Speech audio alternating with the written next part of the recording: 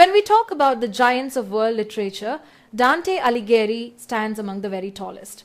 Born in Florence in 1265, he came from a family of modest means. His mother died when he was just 7, and though he was betrothed at the age of 12 to Gemma Donati, the true inspiration of his poetry was Beatrice Portinari. Beatrice appears not only in his youthful work La Vita Nuova, The New Life, but also as the guiding spirit of his greatest masterpiece. Now here's something crucial for exams. Dante established the Tuscan vernacular as a literary language. It was once asked in exam. Before him, Latin was the dominant medium of serious writing, but Dante's bold use of Italian changed everything. His treatise De Vulgari Eloquentia on eloquence in the vernacular defended this choice. This particular point was asked in exam. And his works helped form what later became standardized Italian. Again, it was asked in exam. For this, he is often called the father of the Italian language and one of the 3 crowns of Italian literature alongside Petrarch and Boccaccio. He even created the terza rima rhyme scheme. This important rhyme scheme was asked in exam. That elegant 3-line pattern which gives the Divine Comedy its musical flow.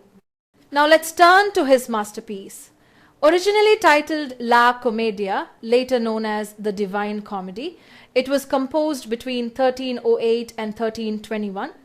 Structurally, it is divided into 3 parts. This was also asked in exam: Inferno, Purgatorio, and Paradiso.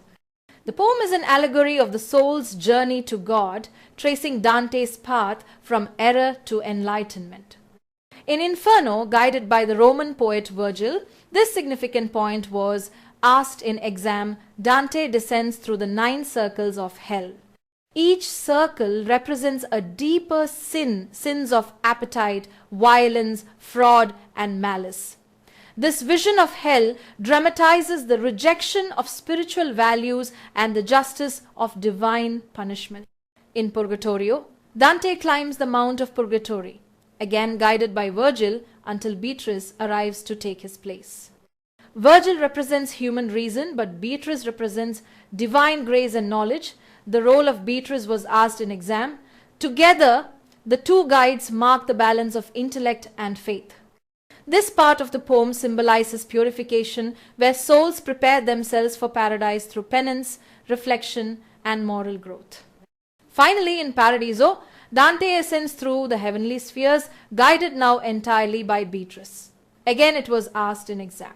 From the moon and planets to the sun and beyond, he witnesses the divine order of the cosmos until he beholds the beatific vision in the Empyrean, the radiant sight of God himself.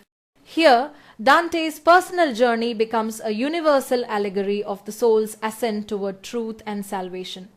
So, what do we take from Dante? He gave us not only the Divine Comedy, a poem of hell, purgatory, and paradise, but also the triumph of the vernacular. By writing in Tuscan, Italian, and shaping it into high art, he built a bridge from the medieval to the Renaissance, leaving behind one of the greatest achievements of world literature. When we speak of the 3 crowns of Italian literature, Dante, Petrarch, and Boccaccio each plays a different role. Dante gave Italy the Divine Comedy, Petrarch the sonnet tradition, and Giovanni Boccaccio the art of storytelling. Born in 1313, Boccaccio became one of the great voices of the Italian Renaissance. He was famous for his realistic dialogue, vivid imagination, and his championing of the Tuscan vernacular over Latin, a literary shift that has been exam. It was asked in exam. Like Dante and Petrarch, he brought the spoken Italian of Tuscany into the center of literary culture. Later in life, however, he turned back to Latin scholarship, writing works like On Famous Women and even producing a biography of Dante along with a vast genealogy of the pagan gods. But Boccaccio's crowning masterpiece is the Decameron. This work has been asked in exam. Written between 1349 and 1353, during the Black Death, this work changed European literature forever. Pause here and remember the structure. It's been asked in exam. 10 young Florentines, 7 women and 3 men flee the plague-stricken city for the countryside near Florence. To pass the time, they tell stories, one tale each per day for 10 days, making 100 stories in all. Each day has a king or queen who assigns the theme except for 2 free topic days.